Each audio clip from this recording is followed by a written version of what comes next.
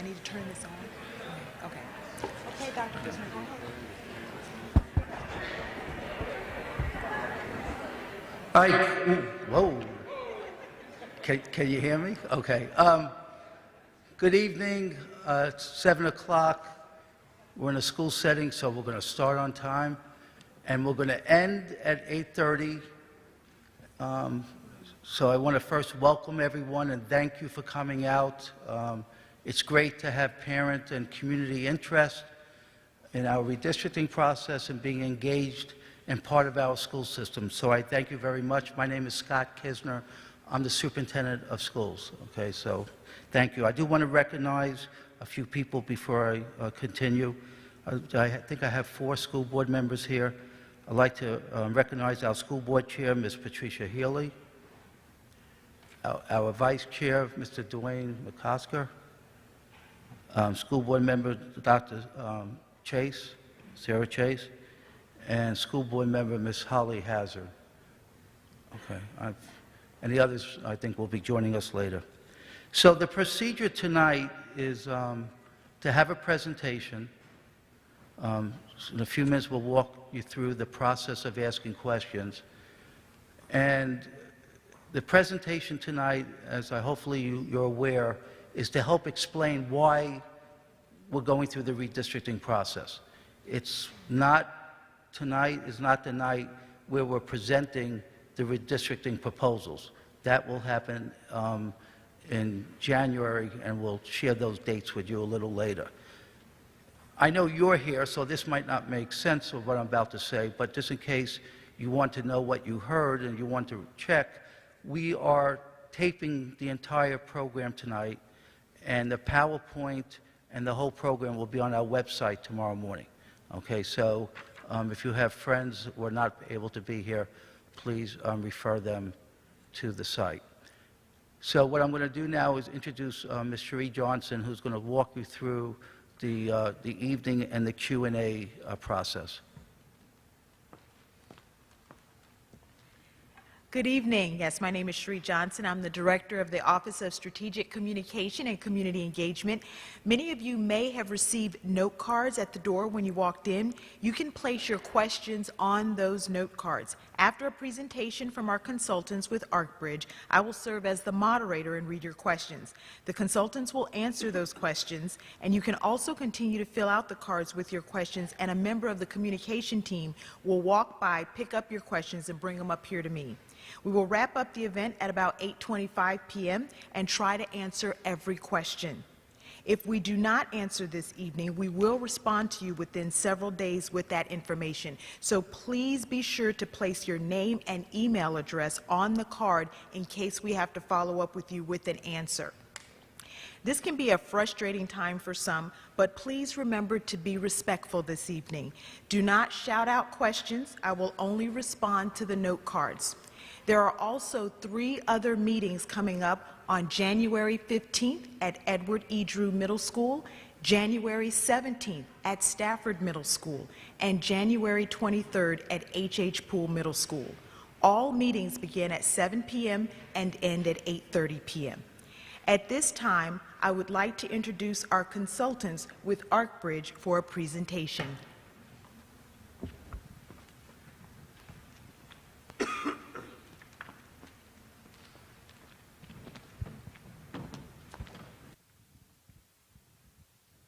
Hello. Right. Good evening. And this is the elementary school redistricting information session. And I am here from ArcBridge Consulting. We are a Virginia-based corporation, and we are based in Virginia, in Sterling. And we have been in business for over 20 years. I am Preeti Mathur. I will be doing the presentation this evening. I have Sam with me here. He's from ArcBridge. I have Michael Burgess. I have Leslie Romero. So we are here from ArcBridge, and we are here to answer your questions. And I have a master's degree in geography from Virginia Tech, and I've also had the privilege to work at the U.S. Department of Justice in their Civil Rights Division for 5 years. So I have been doing redistricting for some time. Now to answer the question, why are we here today? Okay. First of all, we want to present to you the elementary school boundaries the way they are. That is what we are going to do. The second thing that I want to present to you is the redistricting timeline, the roadmap. Like I said, this is the first session. This is the information session. And then from there on, we are going to define the parameters that we are going to use for redistricting. And then I'm going to present the analysis that we have done so far. We have done capacity analysis, enrollment projection analysis, and we have also done connectivity or contiguity analysis. The redistricting process. Stafford County is one of the fastest growing counties in Virginia, and you have 17 elementary schools, and the goal is here to rebalance enrollment in each of those schools. So what we are going to look at is proximity. We are going to look at contiguity or connectivity.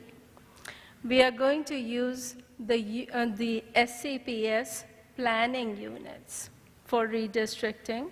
We are also going to take diversity into consideration, and our goal is to minimize the changes. Okay?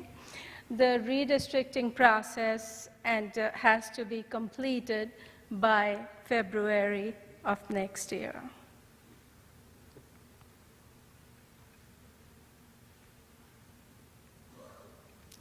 Here is the redistricting timeline. Cherie mentioned it a little bit, and Dr. Kisner also mentioned it. So if you notice, we are right here at the first tab, which is 12.5, and this is the information session. Now, after this, what we are going to do is go back and look at alternatives, and then we are going to come back on January 8th to work with the school board. Then there would be meetings for the community, 15th, 17th, and the 23rd. So you will be invited to those meetings, and we are looking at open communication, so please do communicate with us. And later on in the presentation, we will tell you the communication plan that we have developed. So we are working with September 28 enrollment data, and as per the enrollment data, you have 12,476 elementary students. The program capacity is 15,171. So the capacity utilized is 82%. So you still have 17–18% still there. Minority, 37%, and free or reduced lunch is 30%, and limited English proficiency is 8.46%. This is based on September 28 enrollment data that was provided to us, no pre-K. First thing that we did was capacity analysis. And I hope you can see the slide clearly. What we have done is we have color-coded the schools by the capacity, program capacity, the enrollment, and the capacity utilized. I know a lot of you are looking at the slide, as it's hard to read, but I'm going to read it out to you. And what I would like to say is the light green is where there is capacity, And as the colors go darker, red, what happens is that the capacity is near 100%. Oh.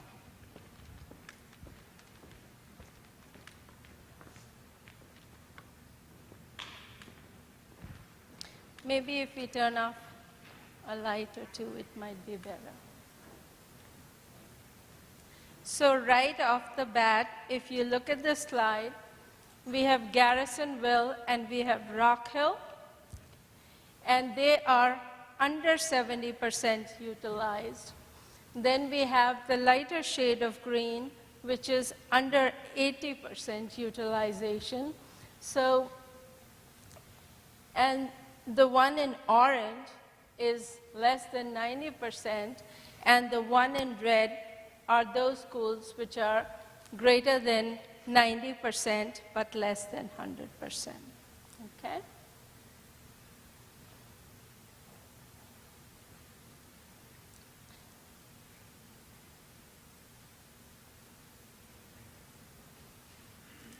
Can you see it better now?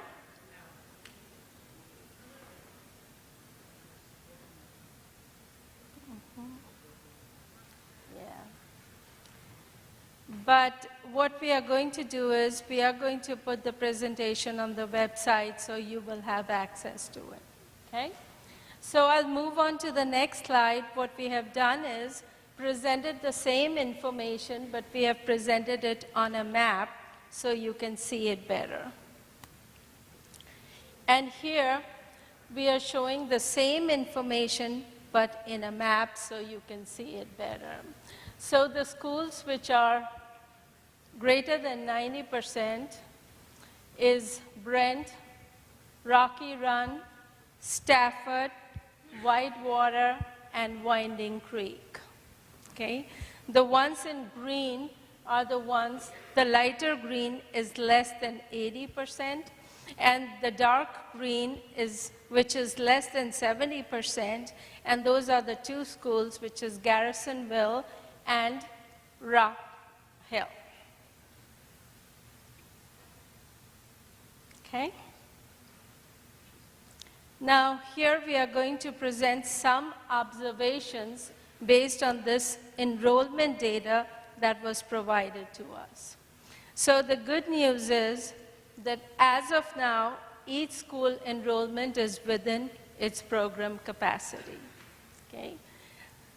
The next observation is there are 5 schools which are up to 90% or greater of their capacity. So these 5 schools are Brent, Stafford, Rocky Run, Whitewater, and Winding Creek.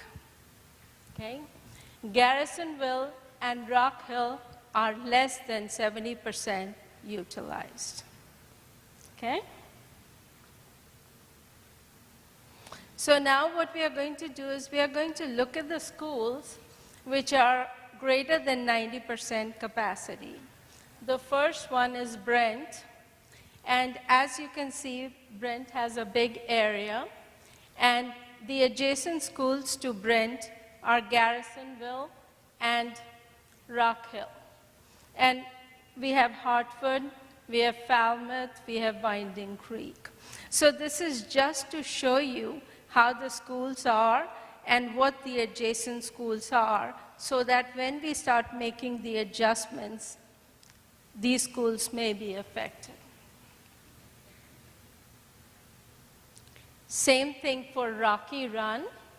So we have zoomed in into Rocky Run, and you can see that we have Ferry Farm, we have Grafton Village, Conway, and we also have Falmouth, and we have Hartwood.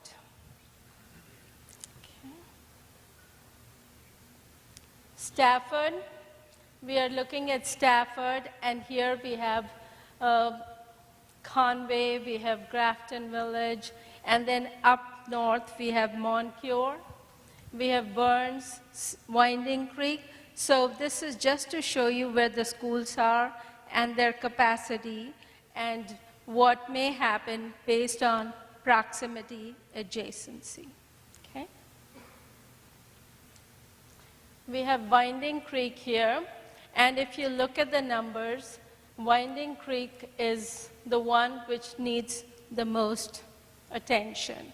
It's 96% full right now, and as we look at the projections, I will highlight and I will show you that if nothing is done now, then next year itself it's going to be over capacity.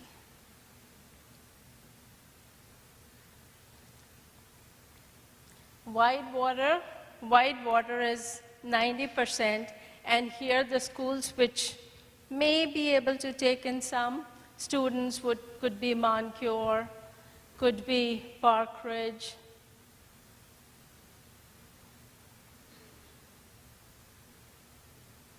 And that was our capacity analysis. The next thing that I want to highlight here on this slide is the enrollment projection.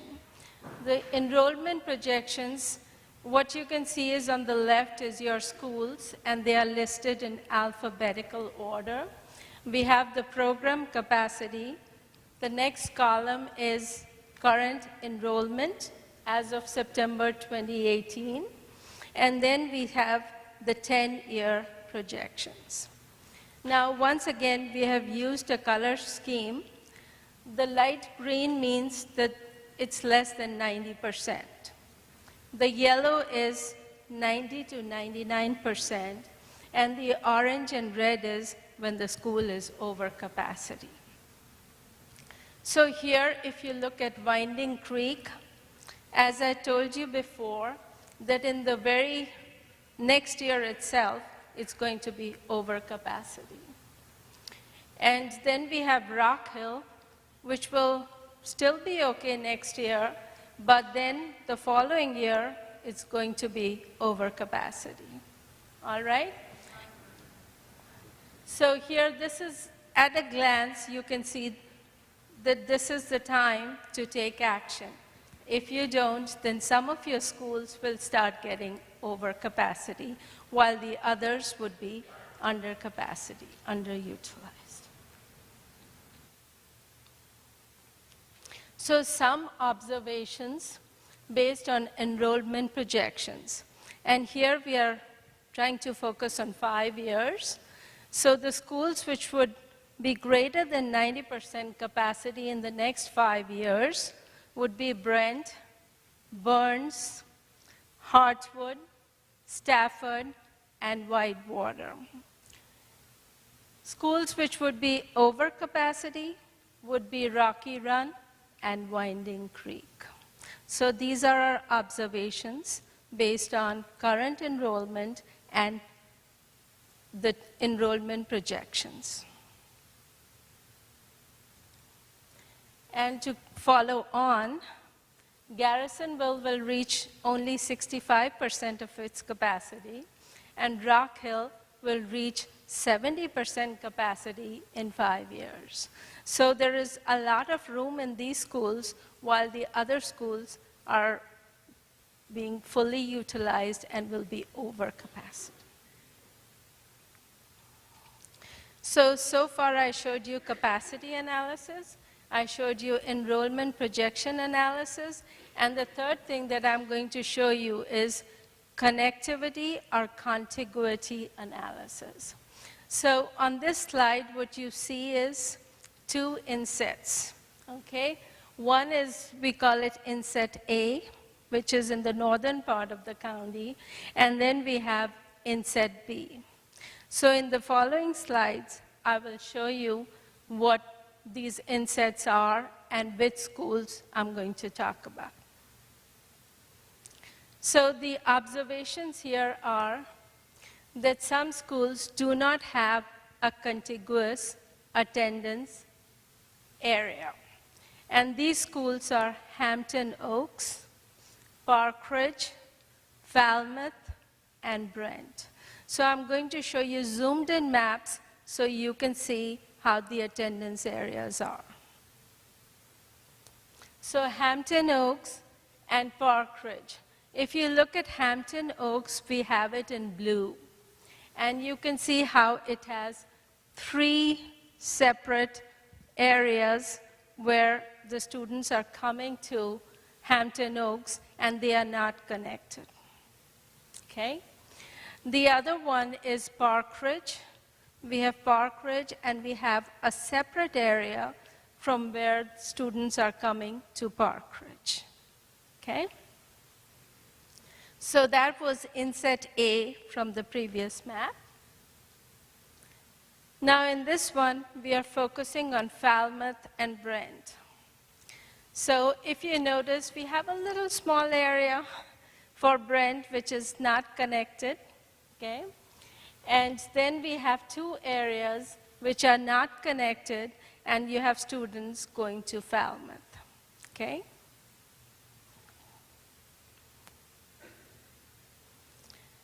Now, at the very beginning, I told you that we are going to do redistricting based on planning units. So I wanted to put a map on the screen so that you get an idea of what the planning units look like. And here in this particular map, I have the planning units, and I have color-coded them by the number of students living in each planning unit. So the darker the color, the more students in that planning unit. So when we are going to make new alternate plans, we will be using these planning units, okay? So far I showed you capacity analysis, I showed you enrollment projection analysis, and I showed you connectivity or contiguity analysis.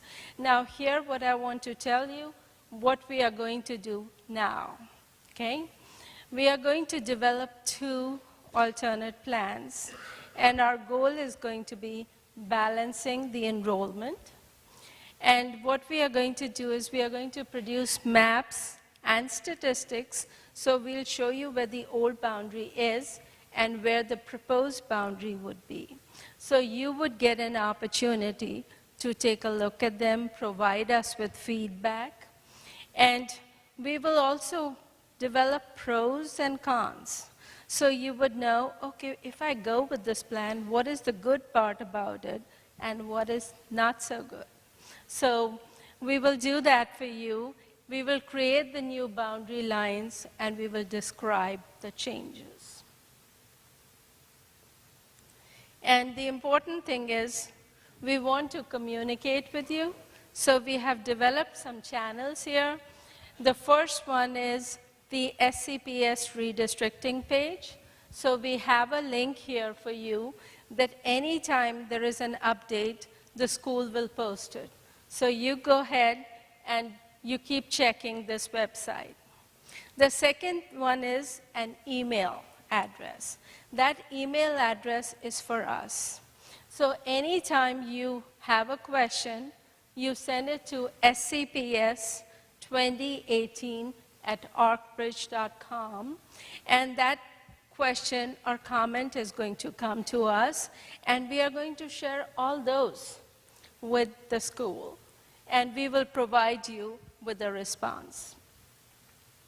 We have also put together a Facebook page for you, so make sure you visit the Facebook page. We have a Twitter account, and so we will try to keep you updated. And I know many of you are trying to take pictures of the screen.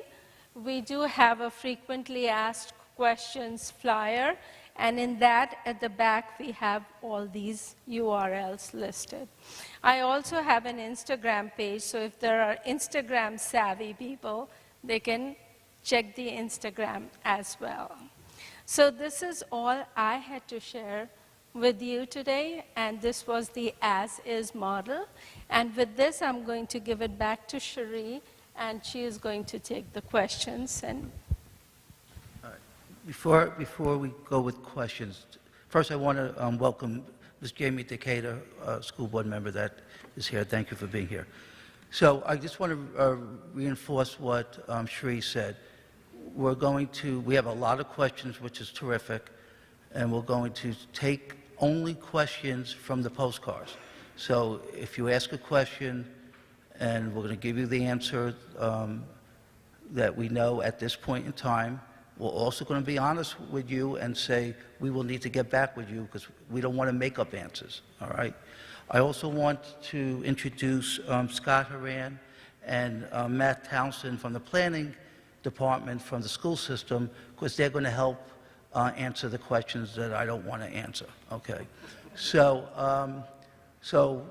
that's basically the ground rules, and at 8:30, we are going to stop. But if your question has not been answered, you're giving us contact information, and again, in the next 24, 48 hours, we will respond to your question, okay? So thank you, and now it's yours, Cherie.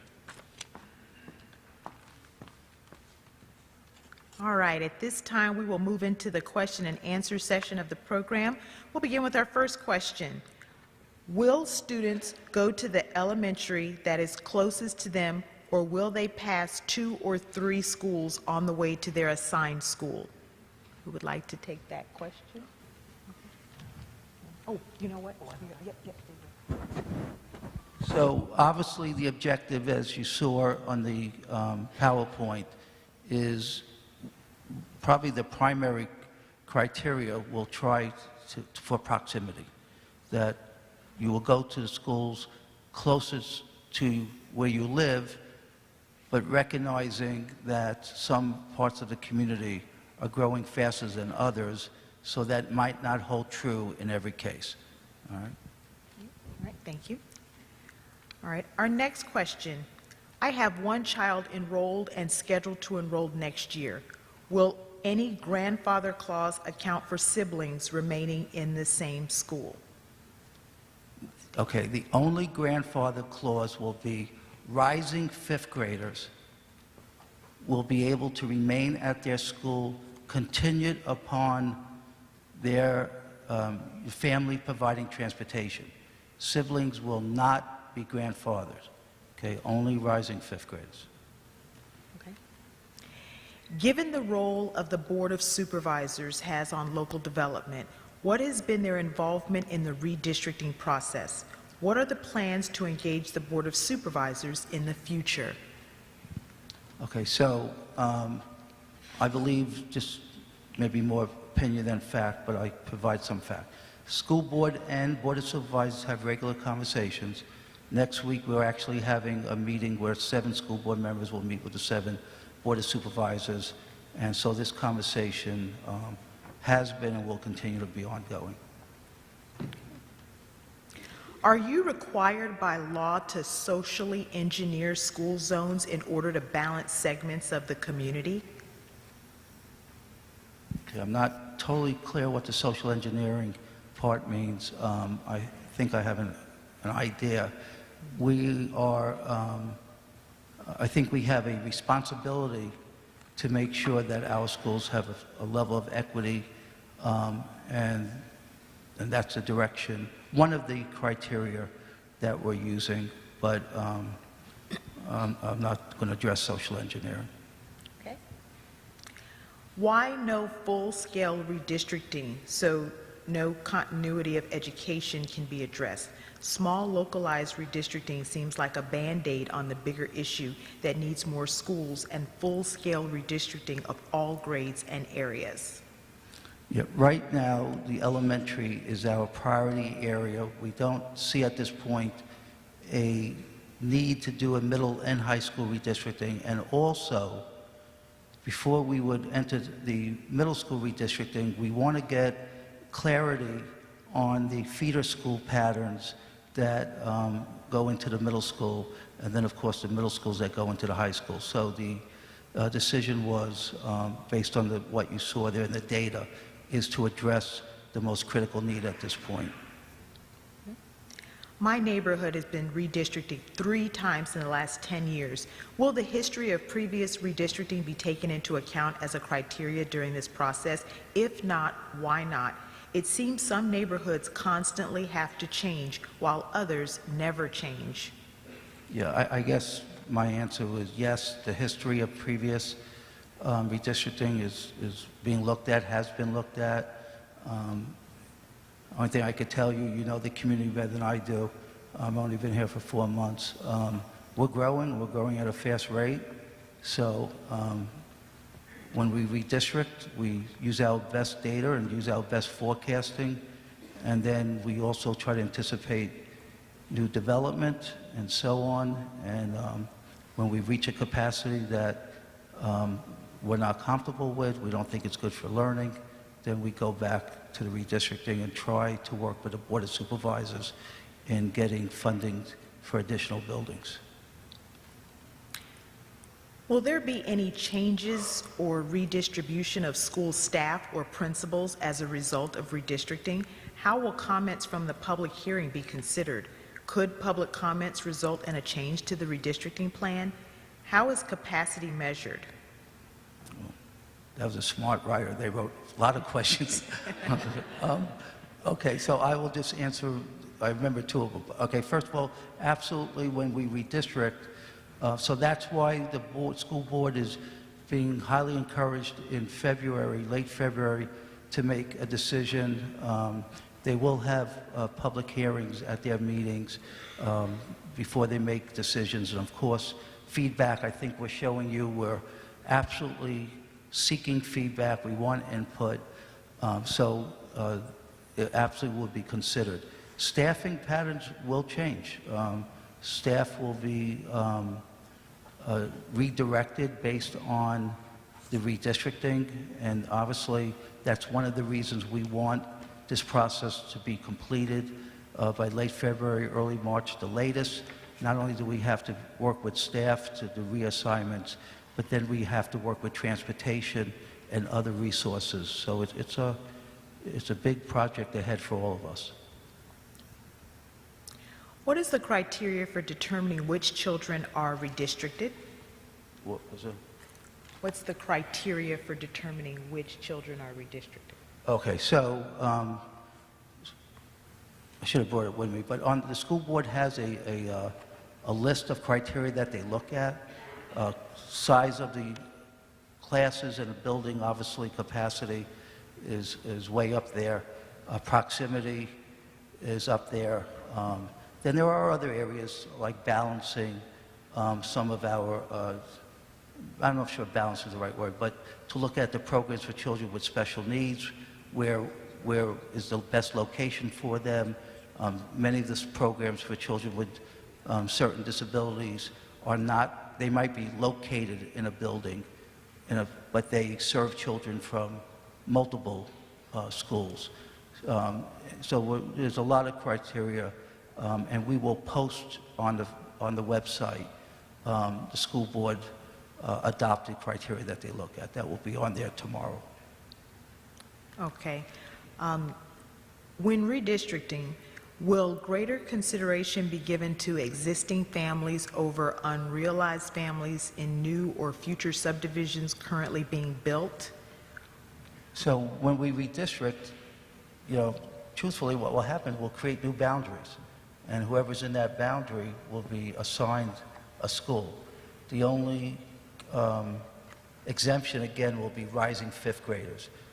But there's, once a family moves into Stafford, regardless of what date they arrive here, they're a full member of our school system.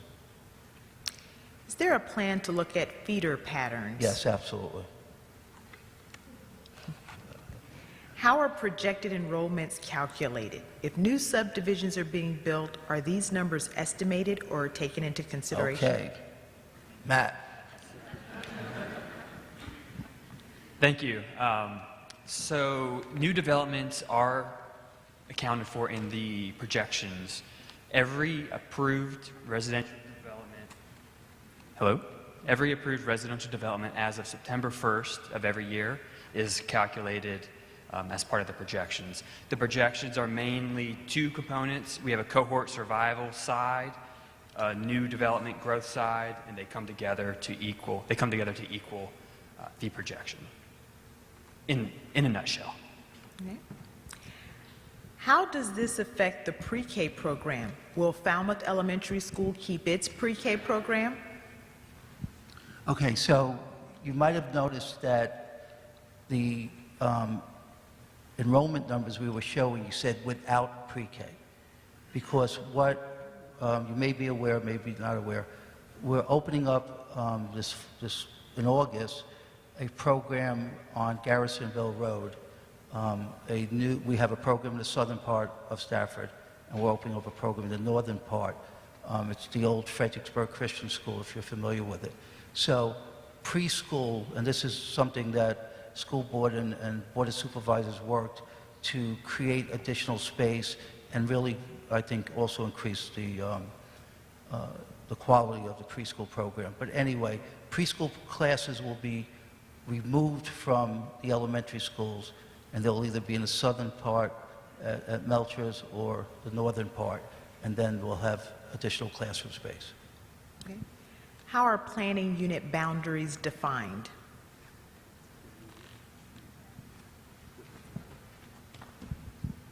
Planning units are the building blocks of attendance areas.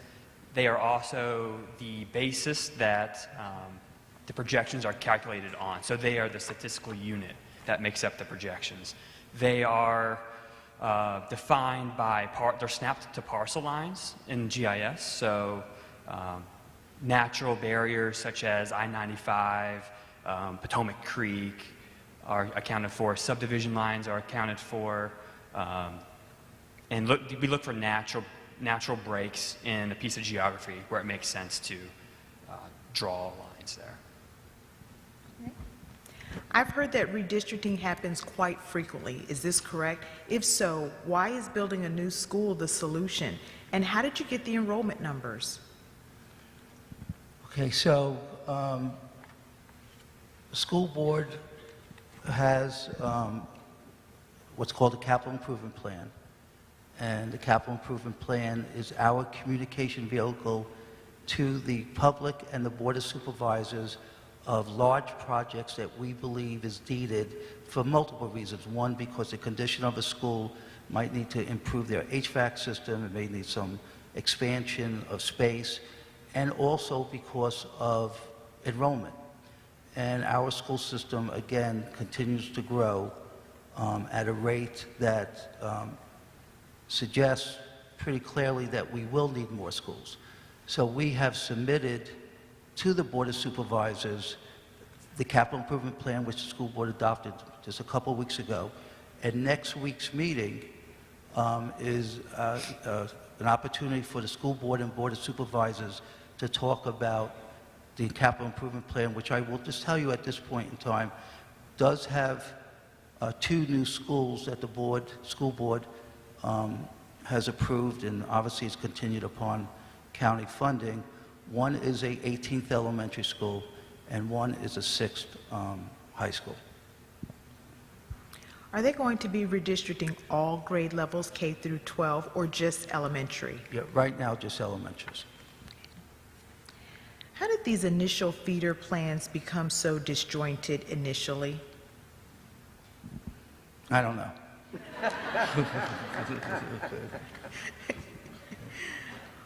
Will the middle schools be affected? Will there be any more new elementary schools opening? What happens when all the elementary schools are over capacity? Yeah, so the middle schools will only be impacted because, as we're describing, the feeder schools, the children that are in the middle schools, they're not going to be impacted. But the children, again, the rising 6th graders, depending on the feeder school system, they could be going to another middle school, all right? It's too early to really know that at this point. What was the second one? Will there be any more new elementary schools? Yeah, so as I just described, the capital improvement plan does have the 18th elementary school. Next question, are you utilizing the comprehensive plan and specifically looking at the targeted growth areas and already approved subdivisions and how that will impact enrollment numbers for the redistricting? Yeah, we work actually very closely with the county's planning department and the school system's planning department, and it's a joint effort in our enrollment projections and figuring out not only the number of new schools, but where those schools should be located. So are you aware of how difficult using program capacity numbers versus design capacity numbers alters the true impact to the school and highly favors developers? This is coming from the chairman of the Planning Commission.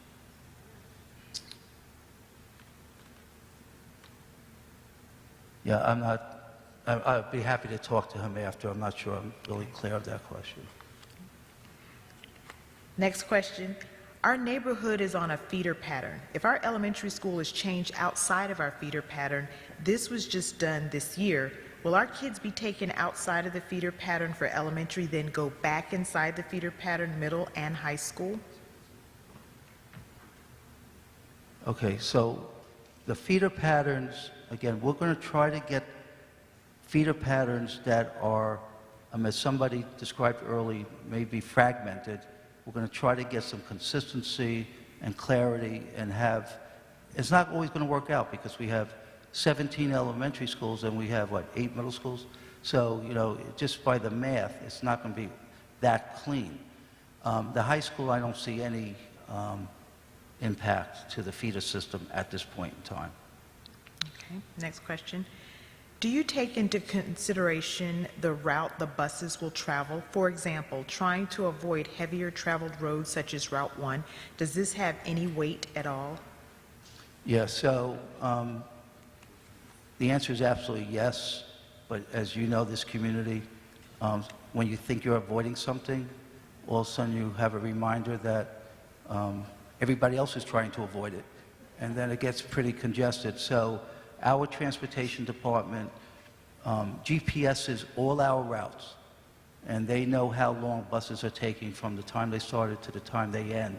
And when they see some routes just taking too long over time, then they try to adjust the routes so they could move faster. Okay. What data did you use to make your enrollment projections? Are you factoring in a 5-year capacity projection for the rezone transfers to prevent having to move students again in 3 to 5 years? You're nodding, you don't want to answer it? So when we rezone, all the numbers that you saw up there, next year they're going to change. I want to make sure everybody's clear that when we showed you 70, 75%, 80, 90, 95%, that's where we are today. And that's where we would be tomorrow, next year, in 2 years, 3 years, if we did not do anything. So once we redistrict, and September 30th, so you know, in public education, there's 2 dates that we have to officially report our enrollment to the Department of Education. It's September 30th and March 31st. So sometime in October or November, because we have to wait to the state to verify it, we will do again what you just saw. And what you will see, no doubt, will be adjustments to that number.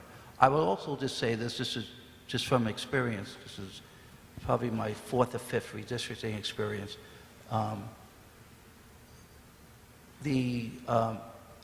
When you go further out than 5 years, you have less confidence in the data. Okay, the first 5 years, you tend to have much greater confidence. All right. Okay. How should we communicate our concerns about redistricting 5th graders who have been at the same elementary school their entire school career? It would be devastating for our son to be pulled out of his school for his last year where all of his relationships and high comfort level has already been established. Yeah, so if you only have a rising 5th grader and you want that child to stay at that school and your child to stay at that school and you're able to provide transportation, then your child could stay at that school. It would be an enormous disruption to our transportation and getting all the other children to where they need to be if buses were put in a position where they would have to transport rising 5th grade children if parents were unable to do that.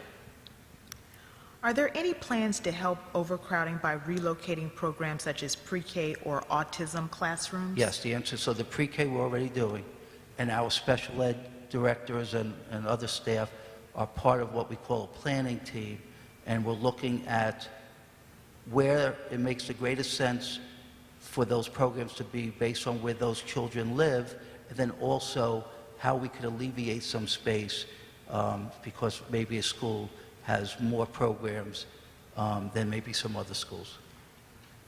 Are the redistricting plans taking into account the need for construction of new schools, elementary, middle, and high school? No, not at this point, because we do not have any ground broken for a new school.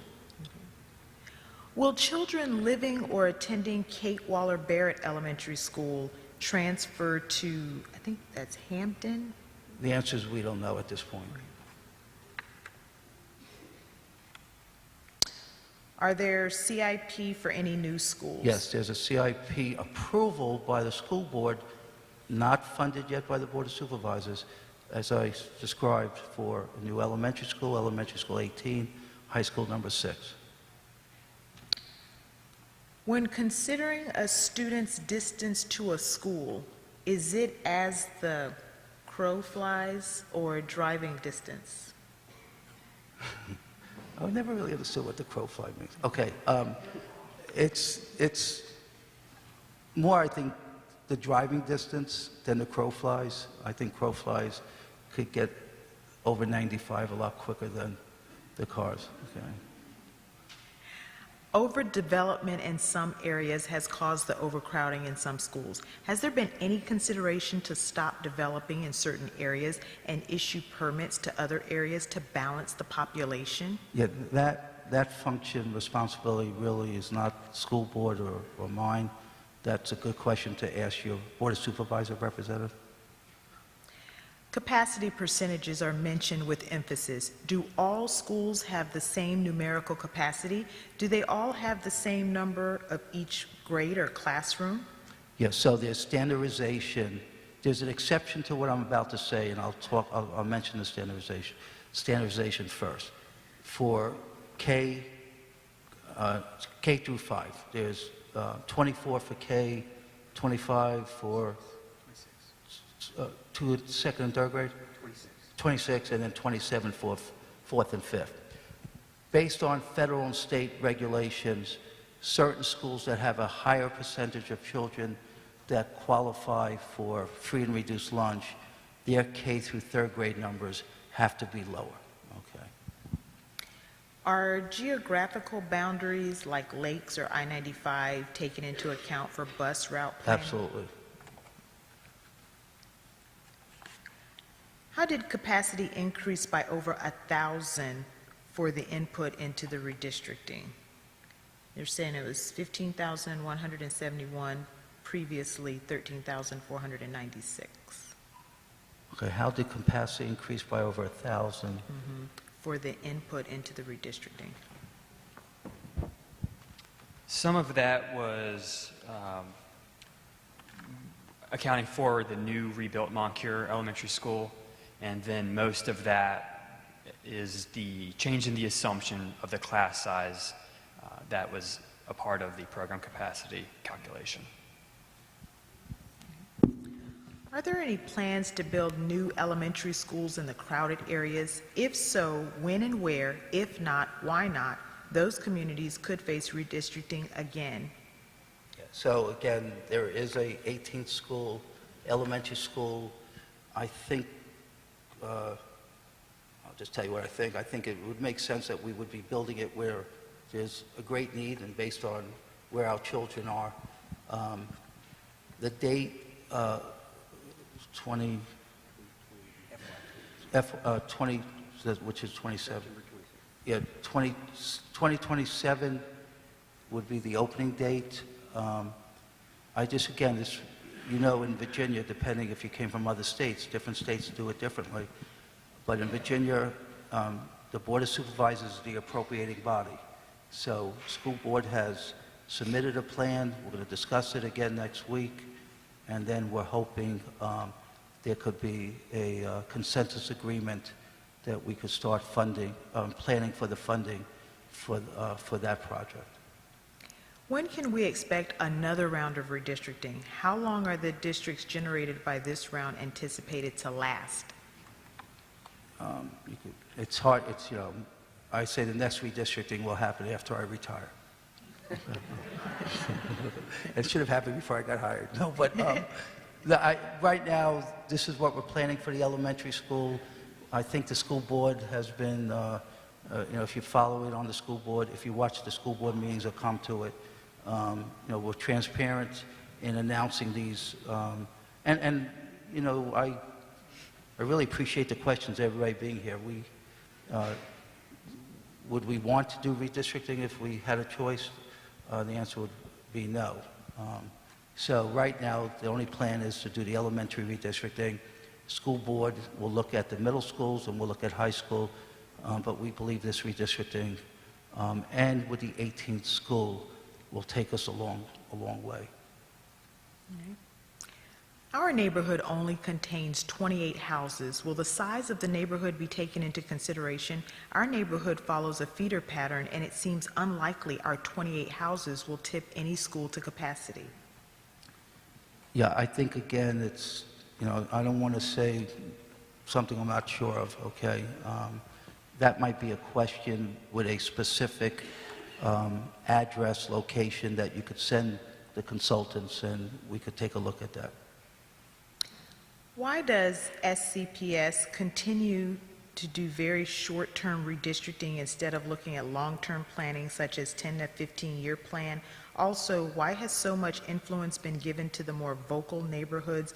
This keeps resulting in districts that are not sensibly drawn. Okay, so this is, again, maybe a little bit more opinion than fact. So I drive around, we have 31 schools. I'm driving around this county every day. And one day I drive around, I see rolling hills. Next day I see big machinery. And I guess if I come back in 6 months, I'll see houses being built. So one reason we redistrict a lot is because there's significant growth, there's significant housing, there's migration coming. We were just at a meeting last week.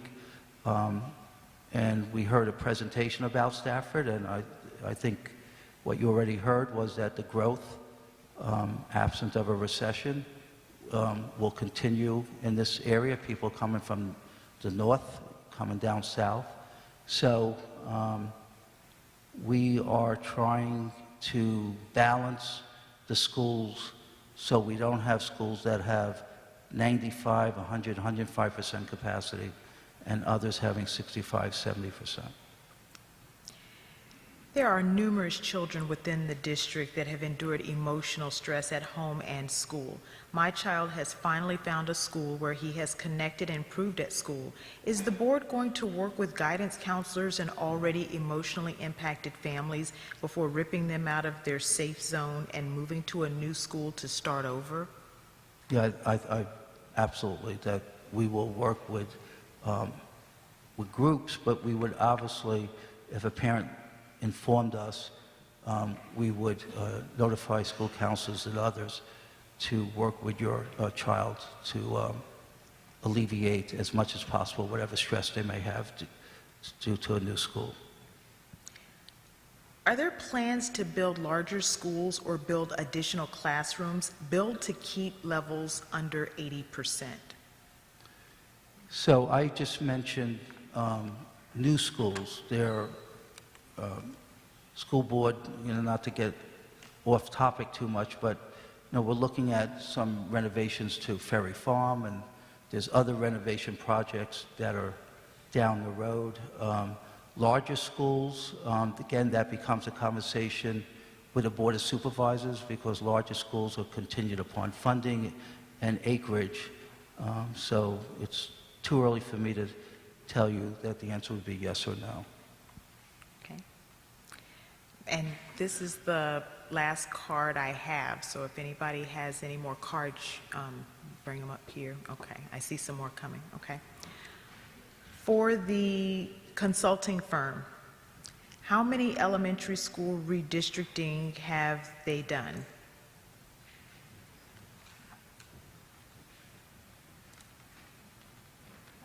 We've done many redistrictings, and the last one that we did was for Yorktown, in Virginia.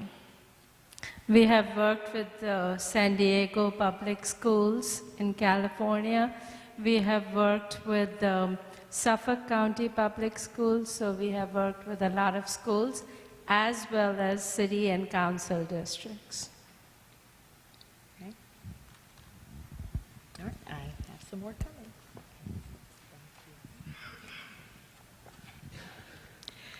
So if we have a rising sixth grader in August 2019, we are redistricted, we have to provide transportation for our child to stay in the school he's in?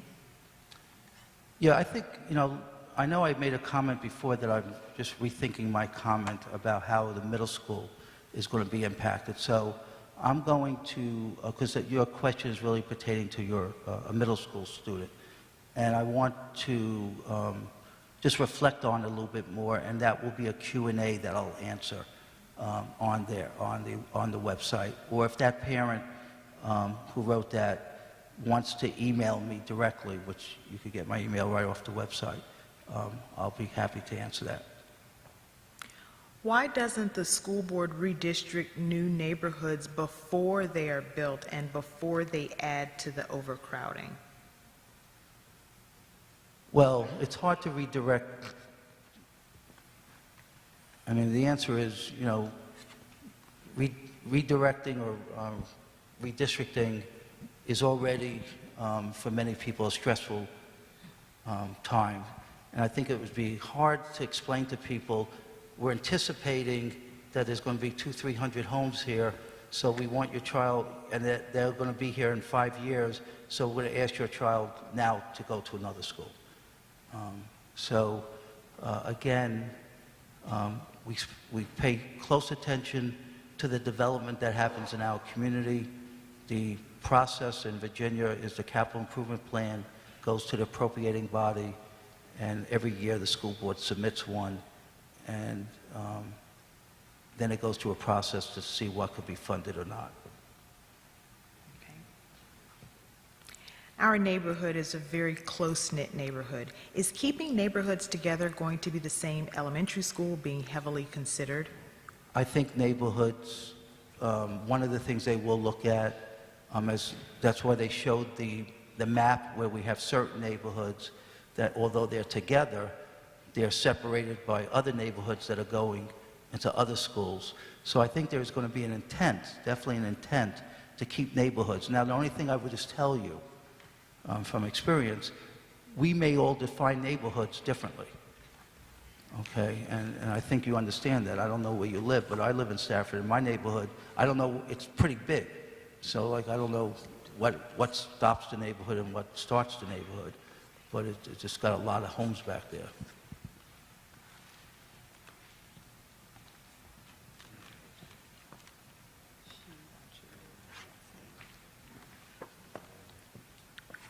Why are you waiting almost 10 years to open a new school? Okay, so again, the history has been that, as you saw, the capacity, it depends greatly on the school. When we talk about, I think, was it 83%? So as a school division, our elementary capacity is at 83%. The discussion often is, what's the trigger number that you start planning? And so if the trigger number is 100%, that's when we believe we're going to hit 100%. If the trigger number is a lower percent, then again, if the board is, again, I don't want to give the impression I'm blaming things to the board of supervisors. I'm just trying to explain the history. Then the board of supervisors would be in agreement with the school board and community that when we reach 90%, say, then that would trigger a new school. But right now, it tends to be 100%. I just want to make just elaborate on the center that's going to be at North Stafford. That's actually going to be freeing up 21 classrooms. Okay, so the question before was, will preschool be in in the existing locations? The answer is no. 21 classroom is approximately 500 seats. So by doing that, we were able to capture 500 more children, K-5, in the existing elementary schools. Why haven't the new capacity figures been shared with the principals and the public? Well, truthfully, you are probably the first ones. We just got them last week. So we're sharing it with you, okay? And they will be formally presented at a school board, and then it will be posted, but it's actually going to be posted tomorrow morning. So we wait, we use just so you know, we use a consultant firm out of California, North Carolina, the enrollment. Which one? South Carolina, not Virginia. And so after we get the numbers on September 30th, there's a verification and so on. So they're being shared, and if the question is, should we share it more often and be more transparent, then I would say yes. How will the decisions be based on what teachers get moved during the redistricting? Who is responsible for making the decision, school administrators or HR? Okay, so the final person responsible is the superintendent. He's given the responsibility to transfer staff, but the process will be collaborative with teachers, administrators, HR. Positions will be posted. Sometimes we would have to transfer a teacher because they have a credential, like maybe a teacher who teaches children with English language learners or children with disabilities. We would have to move that program to another site.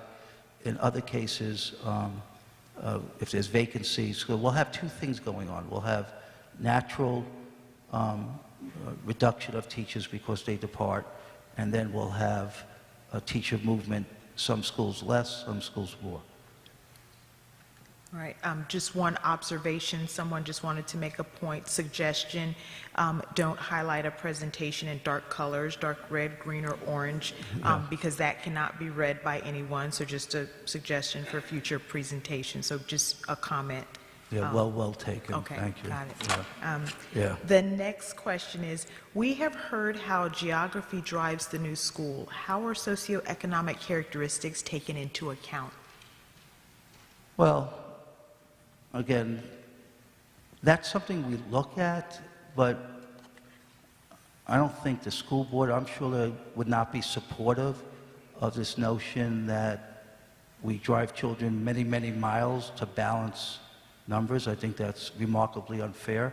I also don't want to make this, I just wanted to tell you a little bit about myself on this statement. Just because a child qualifies for a free and reduced lunch means nothing except they qualify for free and reduced lunch. They could still be the next Albert Einstein, Martin Luther King, whatever you want to be. So I know school systems look at that. That is one of our criterias, but it surely doesn't rest as a very high criteria for me. And so, you know, the last school system I worked in had 70% free and reduced, and the school system prior to that had 90% free and reduced. And like your children, they were the greatest kids, and many of them went on to great things. So we're letting you know where we are in our free and reduced lunch numbers because we report it, we're required to report it to the state. But I don't want that to be interpreted that if your school is above that 30%, that your school has children that can't perform. That's completely false. Will teachers living elsewhere continue to be able to enroll their kids in the higher capacity schools? Yeah, that's a really, really good question. The answer is right now we're not seeing any changes in the direction we've gone with teachers that work here. I think it's a great benefit that we offer our staff that they could bring their children to our schools. That my wife was a teacher, and it was a great benefit for her that our daughters, I don't know how they thought about it, but our daughters went to the school that she taught. So right now there's no plan for changes. Is Embry Mill considered one neighborhood or two? Our high schools were split already.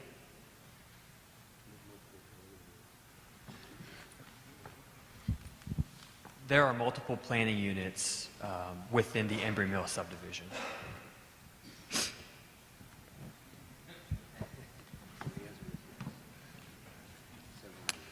Okay, and just, this is the last card that I have, but just one suggestion, it might be helpful in the future to use a pointer with the presentation, so they just wanted to, Yeah, no, these are good. There's no question, the colors, in fairness to the consultants, those are the colors that we presented to it. That's how we presented at school board meetings. But there's no question also, the lighting, we're going to have to adjust that. And the pointer, we're going to get a pointer. So- gotcha. That was the last card I have. Are there any more cards? Any more cards? That was the last one. Any other cards that we have? Would be like an auction. Okay. Oh, let's go. All right, that was the last card. Okay, this concludes the meeting. Thank you so much for attending. The next elementary school redistricting meeting will take place on January 15th at Edward E. Drew Middle School. Once again, January 17th at Stafford Middle School, January 23rd at H.H. Poole Middle School. All meetings begin at 7 p.m. and end at 8:30 p.m. Thank you so much for coming out tonight. Those were very thoughtful questions, and we hope to see you at future redistricting meetings. Have a safe evening. Thank you. Good job, Dr.